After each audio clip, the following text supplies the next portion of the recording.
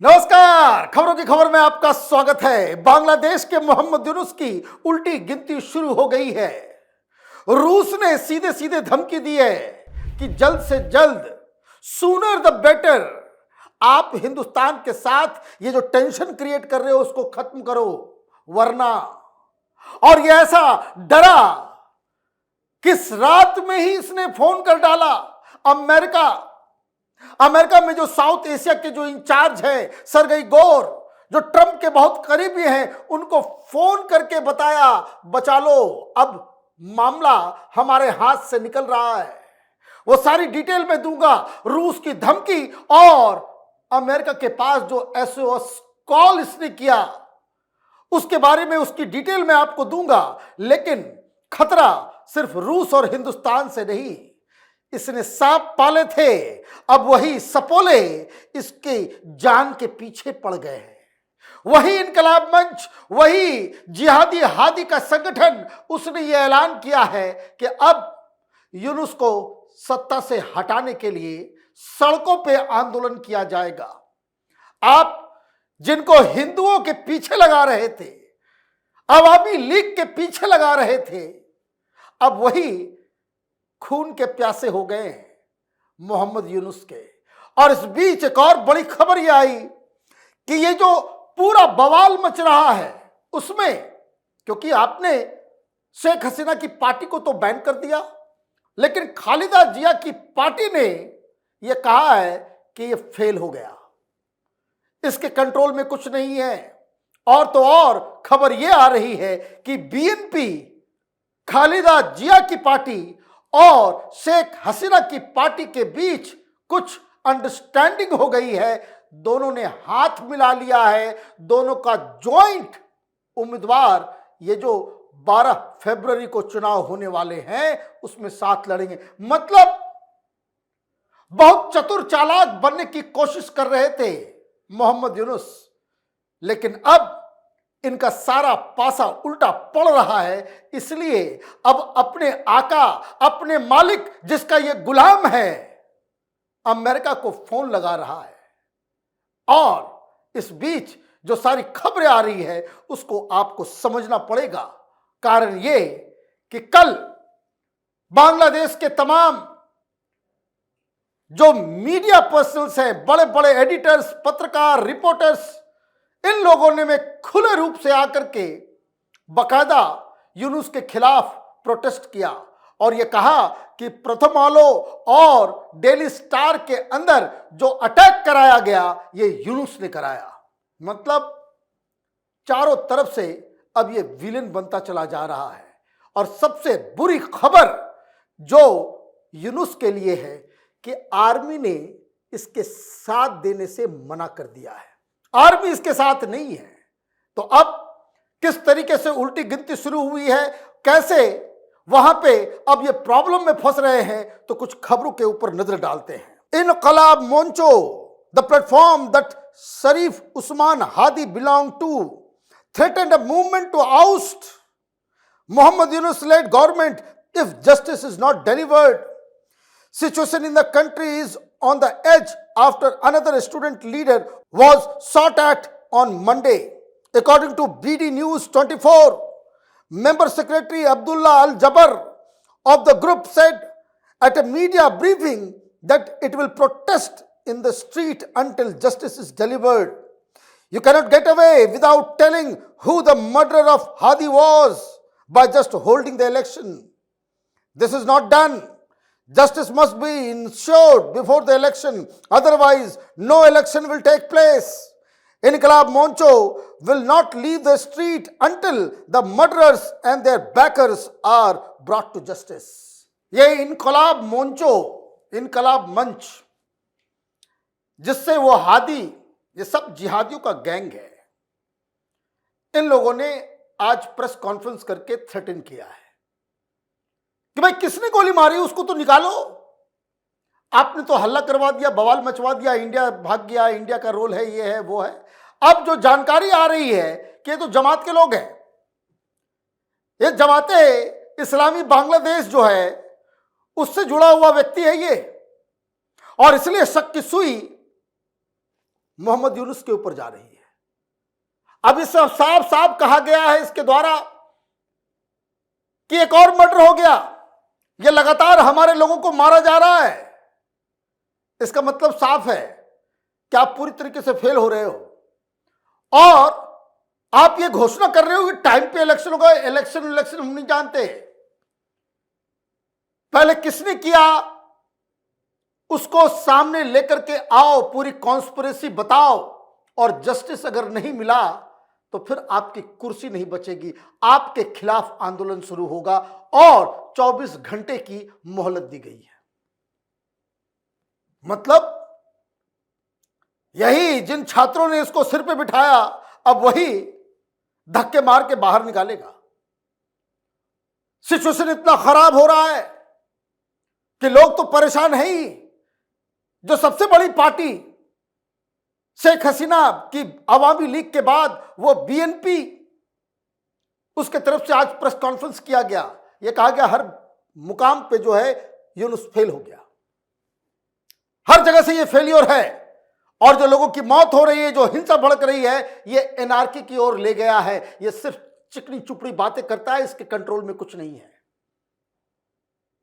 खबर यह भी आ रही है कि लोग, अवामी लीग के लोग और पुराने लोग अब ये कह रहे हैं कि ये तो अमेरिका का दलाल निकला, पाकिस्तानियों को घुसा लिया।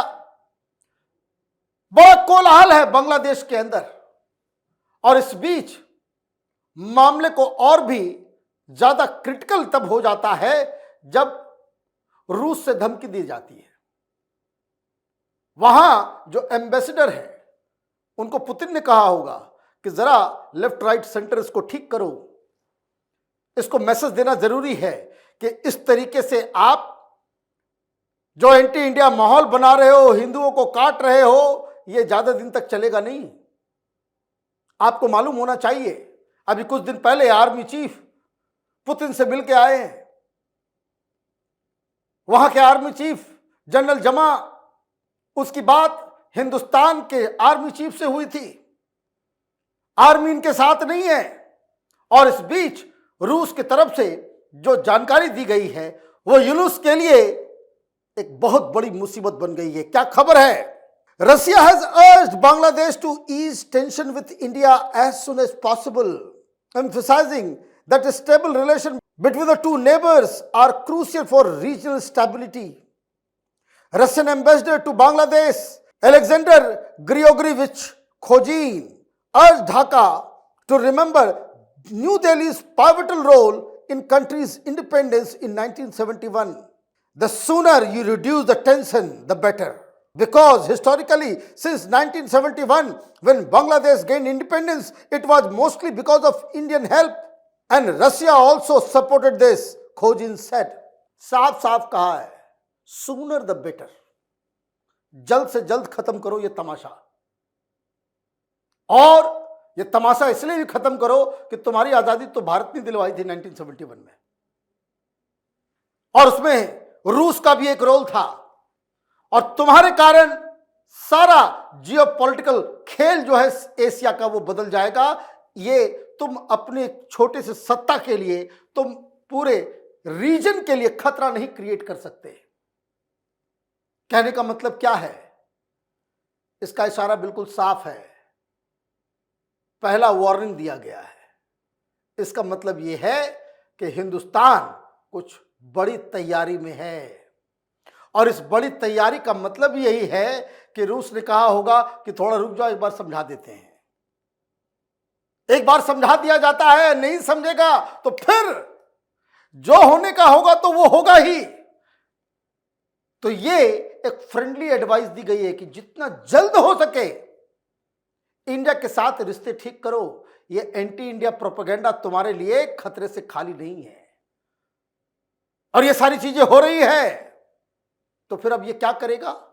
ये कायर मौलाना यूनुस, जिसने इसको वहां बिठाया, वहीं फोन लगाया इसने, क्या बचा लो हमको। भाई अमेरिका बचाने के लिए नहीं आएगा। अगर हिंदुस्तान ने यह तय कर लिया, प्रधानमंत्री मोदी ने तय कर लिया कि तुमको सबक सिखाना है, कोई ट्रंप बचा नहीं पाएगा। ट्रंप तो अपने ही उलझन में उलझा हुआ है। फोन पे बात हुई, पहले अमेरिका ने यह बताया कि भाई ढाका में एम्बेसी जो है उसने ट्वीट किया कि भाई इसने फोन पे बात की। तो फिर एक लंबा चौड़ा ट्वीट एक्स पे ये मौलाना यूनुस ने भेजा। लेकिन जो जानकारी आ रही है वो क्या है, वो ये है कि अमेरिका से मदद मांग रहा है, मदद मिल नहीं रही है। अमेरिका ट्रांजैक्शनल रिलेशन रखता है। आप ट्रंप के लिए क्या कर सकते हो? तुम्हारे पास है ही क्या करने के लिए? करने के लिए है ही क्या? क्योंकि सिचुएशन ऐसा बिगड़ेगा कि आलू प्याज के लिए भी तुम तरस जाओगे। महंगाई ऐसी आ जाएगी कि लोग तुम्हारे जान के पीछे आ जाएंगे। जैसे शेख हसीना छोड़ के गई, तुमको तो भागने का मौका भी नहीं मिलेगा। जैसे दीप चंद जो है वो पेड़ पर लटका पाया गया, वो हाल जिहादी कर देंगे तुम्हारा। और इसलिए इसको ध्यान से समझिए कि फोन कॉल के बाद क्या खबरें आई और क्या बताया गया। Bangladesh chief adviser Mohammad Yunus dialled Sergio Gor, the United States special envoy for South and Central Asia, around 7:30 p.m. local time. During the call, Yunus explained the current political situation, the upcoming general election, and country's democratic transition and the situation after murder of Sharif Usman Hadi.